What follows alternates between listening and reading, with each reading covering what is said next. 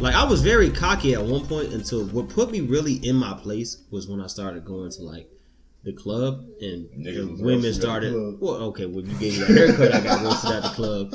Little fact, bruh. So that one day, I'm gonna let them know the story. So Deontay, when he was in barber school, I used to go to his barber school, and when he needed to do like a performance, I just let him cut my hair. So one time he had to do a bald fade.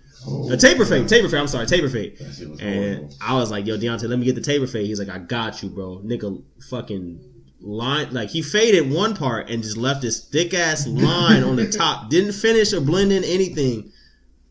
I was supposed to get help, but my teacher at the time was such a damn dick. She didn't want nobody to help. She's like, no, it's the final. You gotta do it by yourself. I'm like, Keenan was like, you sure?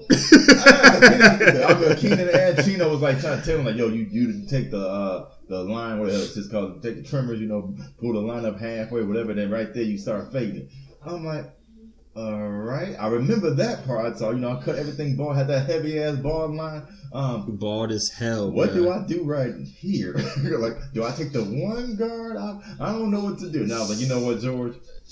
You gonna have Chino fix this shit later on. Nigga walked me out the building covering my head. I never had a haircut and somebody walk out trying to not let the teacher see, put his hands around my head just to cover up my fucking sides, bro. But Chino screamed out, "You done?" He was like, "Nigga, shut up." That shit was funny as hell. And I remember I went to work after that and they was like, "George, you got a nice ass hair. That shit look good as hell with a hat on. That shit look good." They was like, "Yo, you got a nice haircut. Let me see it." I was like, "Nah, I don't feel like taking my hat off. It's unsanitary." I was trying to look at everything. I didn't take my hat off on break, man. I was at home with a hat on. My grandma was like, "You at home? You know that, right?" I was like, "Oh yeah, my bad. It's just cold in here, grandma." Cold from Martin, just kept the hat on. So then I remember I ended up going to the club that day, bro. And I thought I was, man, I remember I went out and this nigga in the club walked up to me. He's like, "Yo, bro, let me holler at you right quick." I was like, "What's good?" He's like, "Yo, take my number down, dog." I'm like, "The fuck is this nigga asking?" He's like, "Just take my number down, dog." I'm like, "Why?" He's like, "Bruh, I'm a barber and your shit is fucked up." I was like, "Well, my friend's in barber school and he just cut my hair." He's like, no, that nigga is not your friend because he let you go out the house looking like that. So just take my number down because that nigga's whack. And it was two things I could do at the moment. It's either I could fight this nigga with a bad haircut, or I could I just had to just settle.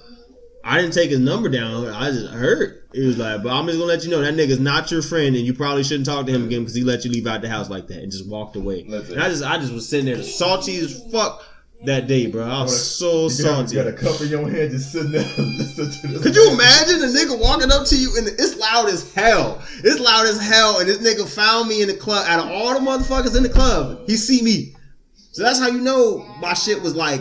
That shit was crazy. I ain't gonna lie. That shit was definitely fucked. I was hurt. I think that was the worst haircut I ever had, bro. And I fell asleep in a barber chair for Vern, bro. I fell asleep and that nigga fucked my lining up, bro. At least the haircut was decent, but and the liner was just crooked. My liner was straight. When you did it, it's just the substance of it was not.